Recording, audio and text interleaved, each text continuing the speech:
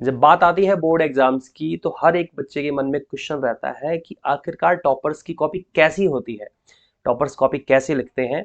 तो मैं आपको बताना चाहूँ, टॉपर्स कोई अलग से नहीं होते, वो बच्चे आप में से ही होने वाले होते हैं, आप में से ही कोई टॉपर निकलता है, बशर्ते कुछ चीज़ों का ध्यान रखना है। तो जो सामने आपकी कॉपी है इस समय, ये कॉपी है एक ऐसे छात्र की जो प्रीवियस ईयर्स में जो टॉपर्स रहे उनमें से ये छात्र एक है। इसकी कॉपी मुझे बेहतर लगी, इस कारण से मैं ये आपके सामने रख रहा हूँ। बिना समय जाया किए, बिना किसी तरह की इधर उधर की बात किए, मैं सीधे मुद्दे पर आता हूँ। कॉपी के बेसिक पोर्शन है, कैसे लिखना है, क्या गलती नहीं करनी, इन सब की चर्चा हम इस वीडियो में करेंगे। इसके अलावा हम चर्चा करेंगे कि लेटर राइटिंग कैसे करते हैं, गैप कैसे छोड़ा जाता है, सीक्वेंस क्या है, मार्जिन्स क्या है, और इसके अलावा जो भी प्रश्न बीच बीच में मुझे आते जाएंगे मैं आपको जवाब देते जाऊंगा। तो शुरू करते हैं, वीडियो को देखते हैं कि किस तरह से कॉपी जो है लिखी जाती है बोर्ड एग्जाम्स में। खासकर ये कॉपी टॉपर्स की है। हम चाहते हैं कि आप भी एक दिन टॉपर बने और इस कॉपी को थोड़ा बहुत आप भी फॉलो कर लें तो बेहतर रहेगा। सेक्शन ए डाल दिया गया है। Section A B C D, 4 section में कॉपी को बांटा जाता है। प्रॉपर गैप दिया गया है। याद रहे, कभी भी आप एक क्वेश्चन लिखें, एक क्वेश्चन के बाद जब दूसरा क्वेश्चन शुरू करें, उसका जवाब देना चाहें, तो ऐसे दो क्वेश्चन के बीच में लगभग 2 से 3 लाइन का गैप आपको रखना है। कम से कम मिनिमम ये गैप 2 लाइन का होना ही चाहिए। लेकिन वहीं अगर बात हो एक ही क्वेश्चन के अंदर सब डिवीजन की, यानी कि एक ही क्वेश्चन के अंदर छोटे छोटे आंसर्स हैं, लाइक जैसे दिया गया है answer A, answer B, answer C, तो इसका मतलब है क्वेश्चन ए के अंदर, क्वेश्चन 1 के अंदर ही, फर्स्ट क्वेश्चन के अंदर ही छोटे छोटे क्वेश्चन होंगे, question A B C D. तो उस तरह से इनकी, इस तरह से अगर जवाब देने हो तो आपको एक एक लाइन का गैप पर्याप्त होता है, एक एक लाइन का गैप आप देते जाए। जैसे आपने ये जवाब दे ये आपने जब हेडिंग डाली और आपने एक लाइन का गैप दे करके अपना जवाब दिया, फिर आपने एक लाइन का गैप दे करके अपनी हेडिंग डाल दी, और फिर से आपने एक लाइन का गैप दिया, आंसर लिखा, गैप। गैप देना जरूरी है, दोनों को चिपका करके खिचड़ी नहीं पकानी है, याद रखना है, कॉपी को बहुत साफ सुथरा लिखना है।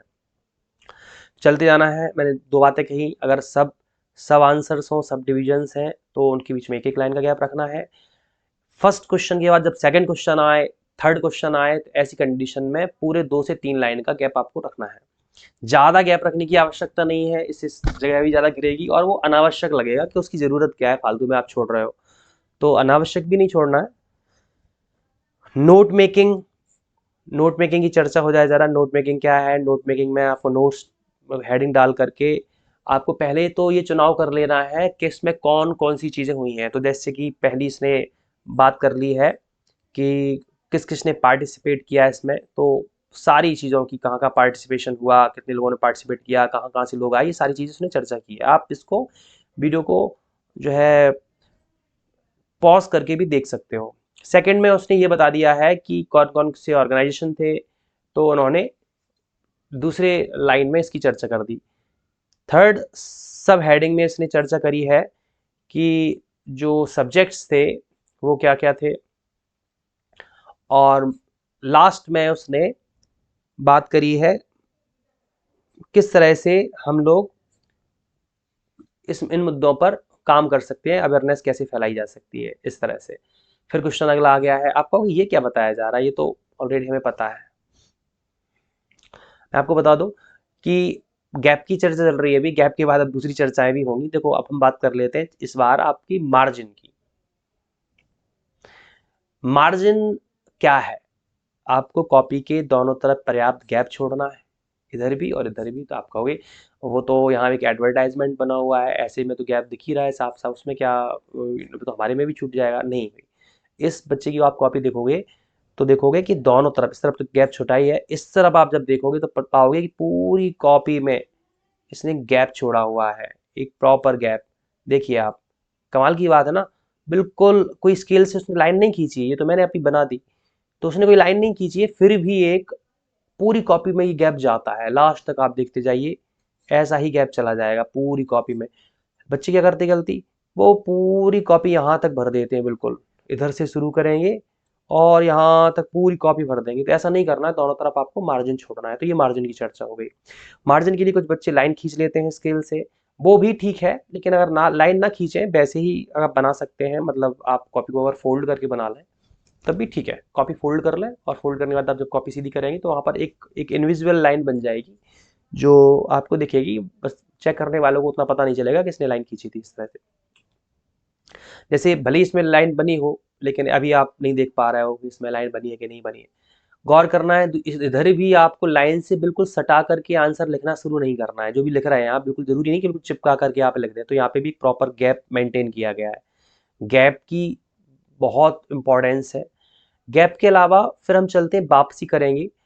हम चर्चा करेंगे इसमें लैडर के साथ चर्चा करने के साथ फिर ज़्यादा कुछ अहम रह नहीं जाता, क्योंकि गैप की चर्चा कर ली है। साफ सुथरी अगर बात करी जाए, साफ सुथरेपन की, तो मैं बता दूं, कहीं भी आप कुछ गलती कर देते हैं, जैसे आपने कुछ गलती कर दी मान लो, तो आपको याद रखना है कि आप किसी भी पैराग्राफ को ऐसी बुरी तरह से काट पीट के नहीं रखोगे, उसको आप नॉर्मल से क्रॉस कर दो। अगर गलत हो गया है तो, वैसे होना ही नहीं चाहिए ये तो, फिर भी अगर हो गया है तो आप उसको नॉर्मल क्रॉस कर दो। उसको बहुत ज़्यादा ऐसा काट पीट के नहीं रखना है, बिल्कुल काट पीट के या किच पिच करके नहीं रखना है। कई बार बच्चे उसे इंक से ढक ही देते हैं बिल्कुल, तो वो भी नहीं करना है। ऐसे कुछ बच्चे करते हैं, क्या करते हैं, ऐसे ऐसे ऐसे पूरा ऐसे ऐसे ऐसे इंक से ढक दिए, बहुत गंदा लगता है, स्पॉट पड़ जाता है। और उसको ऐसा करना ही नहीं है ना आपको। तो आपने क्रॉस कर दिया तो बात ही खत्म हो गई कि ये वही कटा हुआ है, उसको चेक करेगा ही नहीं वो। तो ये करना नहीं है आपको, काट पीट तो नहीं करनी है। दूसरी चीज़, राइटिंग आपकी अगर साफ नहीं है ना, बहुत सुंदर राइटिंग नहीं है, तो आप राइटिंग को साफ सुथरा लिखो। मतलब अगर आपकी राइटिंग सुंदर नहीं है तो साफ सुथरा लिखो, ऐसी राइटिंग लिखो जो सामने वाले को, चेक करने वाले को समझ में आए। तो बहुत ज़्यादा घुमावदार ऐसी ऐसी राइटिंग नहीं लिखनी है कि हो लिखा हो आई और किसी को समझ में आए ई। तो ऐसा ऐसी मिस्टेक नहीं करनी है। ये बात है आपकी लिखने की। आंसर का मैंने बताया हुआ है, आपको प्रॉपर गैप छोड़ना है आपको आंसर लिखने के दौरान। और सबसे अहम अभी हम बताने चले हैं लेटर। लेटर बहुत इंपॉर्टेंट सेक्शन है इसका। देखिए लेटर कैसे लिखना है, कैसे गैप छोड़ना है, शुरू करते हैं। देखो सबसे पहले उसने अपने अपर बॉडी में जो है स्टार्ट जो उसने किया, तो आप गौर करोगे उसने पहले अपनी एक बात कह दी, प्रॉपर प्रॉपर गैप छोड़ा, फिर उसने एक बात कह दी अपनी, फिर प्रॉपर गैप छोड़ा एक लाइन का, फिर उसने मेन बॉडी शुरू करी। तो मेन बॉडी शुरू होती है, चलती जाती है, ज़रूरत पड़ने पर गैप देता जा रहा है वो। और देखिए आप, मेन बॉडी के अंदर भी 3 पैराग्राफ है, 2 बार उसने गैप दिया हुआ है।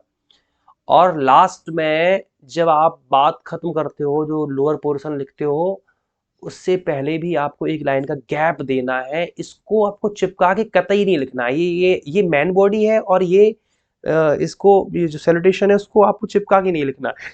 बच्चे इसमें क्या करते हैं, कई बार इसे चिपका के लिख देते हैं। लेटर में जब ऊपर डेट डल गई है तो यहाँ पर अलग से डेट डालने की क्या आवश्यकता है, तो यहाँ पर भी डेट नहीं डालनी है। इस पोर्शन को इधर लिखने की आवश्यकता नहीं है। तो ये 2-3 चीजें हैं जो आपको ध्यान देनी लेटर में, क्योंकि आजकल का जो लेटर है वो इस तरह से, उसका नया फॉर्मेट इसी तरह का है।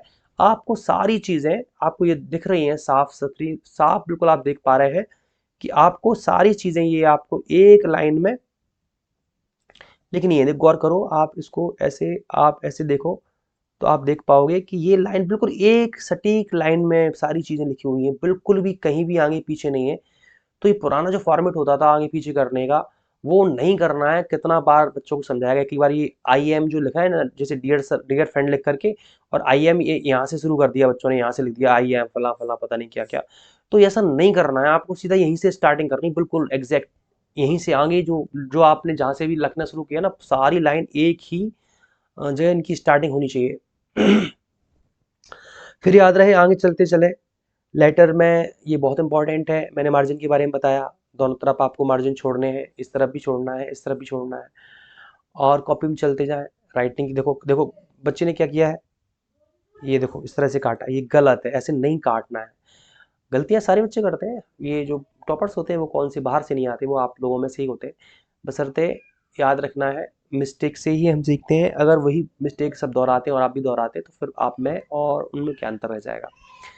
देखिए आप, प्रॉपर गैप दे करके बात को यहाँ से शुरू किया गया है, इतना गैप दिया है और बीच में सेक्शन डाल दिया गया। तो ऐसा चिपका चिपका नहीं लगना चाहिए कि सारी चीज़ें, ये आंसर ये बिल्कुल चिपका के भी लिख सकता था, फर्स्ट के बाद सेकंड लिख सकता था, थर्ड लिख सकता था, इसने बीच में हर आंसर के बीच में एक लाइन का गैप दिया तो कितना बढ़िया लग रहा है। ये चिपका के लिख देता, थोड़ा कंजस्टेड, थोड़ा उसी जगह में लिख जाता है वो, लिखा जा सकता था, कोई गलत नहीं था, बट देखने में थोड़ा विचित्र लगता है। ऐसे चेक करने वालों को थोड़ी सहूलियत रहती है, तो यही कारण है आपको उसके नज़रिए से कॉपी लिखनी है जो आपकी कॉपी चेक करने जा रहा है। आंसर में गैप प्रॉपर मेंटेन हुआ है, राइटिंग बहुत साफ सुथरी है, और मैं यही कहना चाहूँगा कि आपको केवल और केवल कॉपी की साफ सफाई पर ध्यान देना है। एक बार एक चीज़ और चर्चा करते हैं, बहुत बेसिक सी चीज़ है ये।